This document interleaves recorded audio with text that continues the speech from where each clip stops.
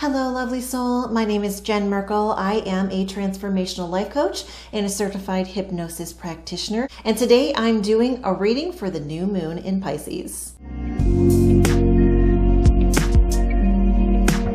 Before we get to the reading, if you want to learn more about me and what I do, go ahead and check out my website, jenmerkelhypnosis.com. You can schedule a free consultation, schedule your own private reading, or sign up for my wellness newsletter.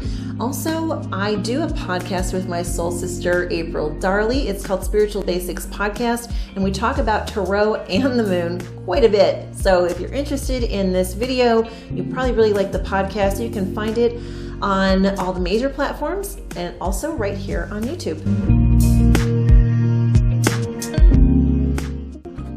Okay, let's get started with the reading. The new moon we have coming up is on March 13th, 2021. And the deck I'm using today is the Bianco Nero deck. And that means white and black. It's got black and white imagery. It's by an Italian illustrator.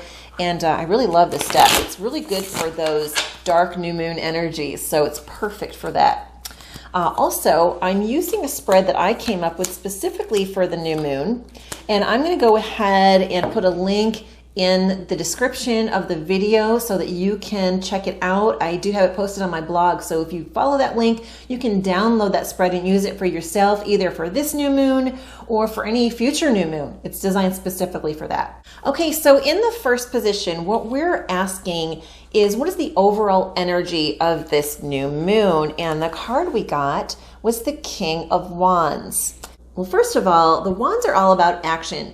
But we have here a king who's clearly kind of mastered that, right? He's relaxed. He's sitting in his throne in a very relaxed state. He's even petting a lion. It's almost like he's tamed the lion. And the lion's just content to be there hanging out with him. So again, the overall energy here is going to be like about actions and having like a mature sense of them, being able to handle them and being kind of the master of them. The next card that we have is going to tell us how this energy is going to affect us. And in this case, we have the Knight of Swords. Now, when you look at the imagery from this, the Knight of Swords, even though swords are about intellect and ideas and our mental state, you can see there's a lot of action going on here, right? So we have him riding against the wind. If you look and see those trees, they're kind of bending backwards. He's riding against that, but also he's coming full force. He's ready to go. He is moving strong and moving forward, and he really has control over the situation.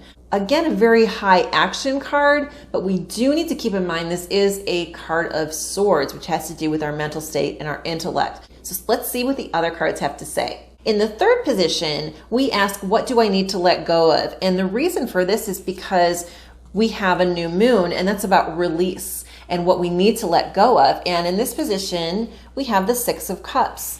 The Six of Cups is about things like reunions, nostalgia. And when it says, when we're asking, what do we need to let go of? The way I interpret this is that we might be romanticizing the past. Maybe with the memories that we have, we're kind of forgetting that everything wasn't all roses and great things. We're kind of thinking about that in a more romanticized way and remembering it not necessarily in a realistic way. So this is clearly a sign to release any emotions or feelings we have about that and see things in a little bit more of a clear way. And now in the fourth position, we ask, how can I raise my vibration? And we have my favorite card. It's the Star. I love the Star. I mean, clearly I have a poster of it hanging right up here. You see every time I do a video recently. But the Star is the card for Aquarius, and I am an Aquarius, so that might be why I identify with it so much. So how the Star can help us here, as far as raising our vibration, is serving as a reminder to embrace that Aquarius part of us, that inner weirdness that we have. Don't be afraid to show yourself and be vulnerable with your weirdness. Aquarians tend to be non-judgmental. They tend to be uninhibited and also very intellectual. And Aquarians love to learn about anything. So they're always on a quest for more knowledge. So all these are ways that you can raise your vibration here. Let's look at all these cards together and just do a quick review so that we have an idea of the overall energy that we're working with for this new moon coming up. Again, we've got in the first position, the King of Wands, putting us in a little bit more of a relaxed state when it comes to the actions and things going on around us. But the Knight of Swords reminding us that, we have the ability to go up against things that we're faced with, and we are strong. And again, in the third position, a reminder to let go of any ways that we might be romanticizing the past. And that can mean past loves, any kind of past relationship. And then finally, in the fourth position, the star is telling us how we can raise our vibration by embracing our Aquarius energy. If you enjoyed this video, don't forget to give it a thumbs up and subscribe. All you have to do is click this little button here. Thank you so much for joining me, and I look forward to seeing you next time.